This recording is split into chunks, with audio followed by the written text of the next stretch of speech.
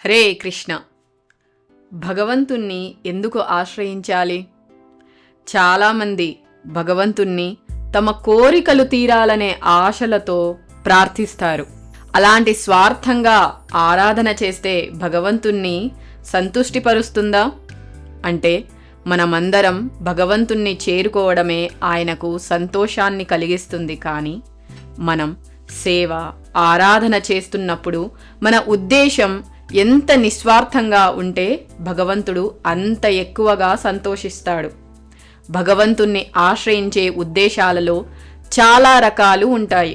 అంటే ఒక్కొక్కరు ఒక్కొక్క రకంగా భగవంతుణ్ణి ప్రార్థన చేస్తూ ఉంటారు. అవి ఏవైతే ఉన్నాయో వాటిని ముఖ్యంగా 4 రకాలుగా తెలుసుకోవచ్చు. ఆ 4 పద్ధతులు ఏవేవో తెలుసుకునే ప్రయత్నం ఈరోజు చేద్దాము. భయంతో ఆశ్రయించడం. కొంతమంది భగవంతుణ్ణి ఆరాధించడానికి ముఖ్య కారణం భయం.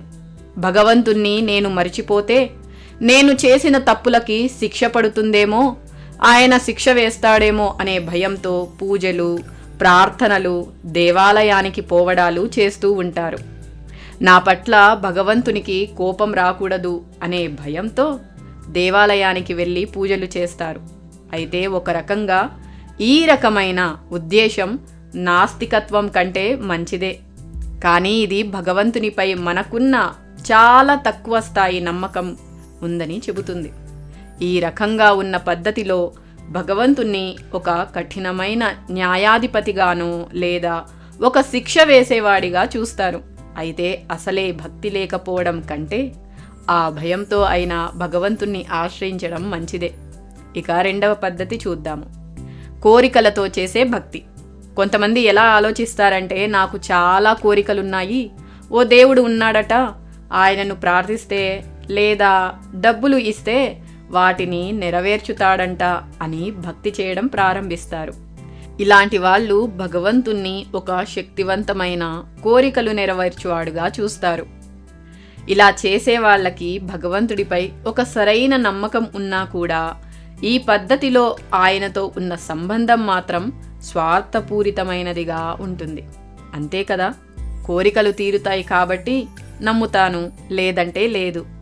అంటే ఇక్కడ ఒక ఇచ్చిన దానికో లేదా ఆయన నుంచి తీసుకున్న దానికో మనం కూడా పూజలు చేయడం, నమ్మకం ఉండడం అంటే ఇక వ్యాపార ఆధారంగా ఉంటుంది.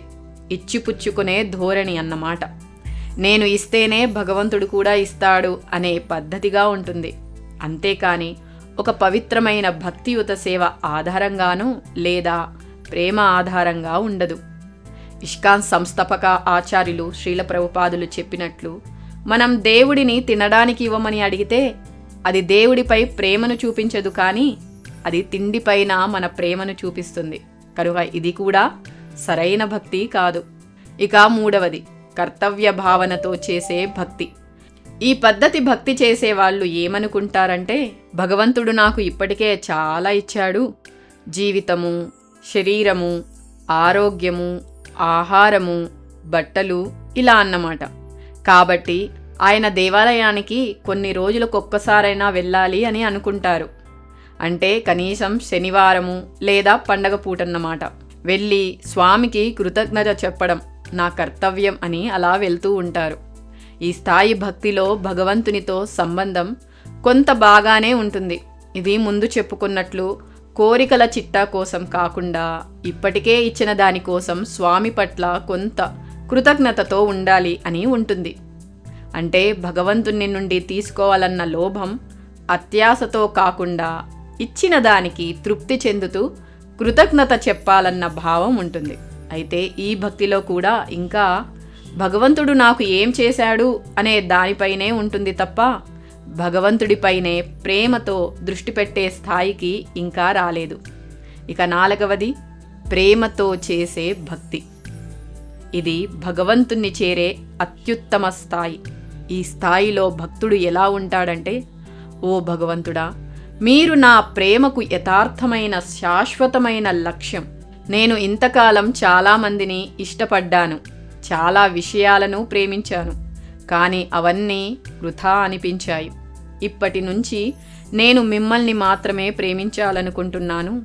అలాగే నేను కూడా మీ చేత ప్రేమించబడాలి అని అనుకుంటున్నాను.